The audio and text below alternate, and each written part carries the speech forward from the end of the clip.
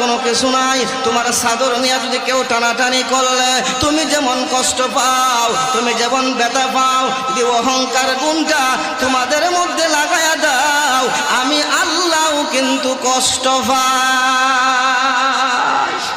এজন্য ভাইরা আমার, আল্লাহ রাসূল বলেন লা ইয়াদখুলু জান্নাতা মান কানা ফি কলবিহি মিসকালু যাররাতিন মিন কিবর।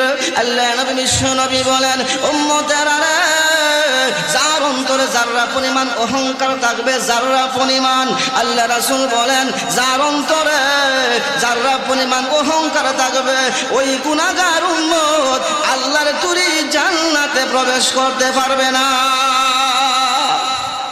আমার ভাইরা, যারা পরিমাণ কতটুকু, একটা সরিষার দানারে 70 ভাগ করেন, 70 ভাগ, সরিষার দানাটা কতটুকু বড়, আর এই সরিষার দানা যদি 70 ভাগ করেন, 70 ভাগের 1 ভাগ হলো যারা পরিমাণ।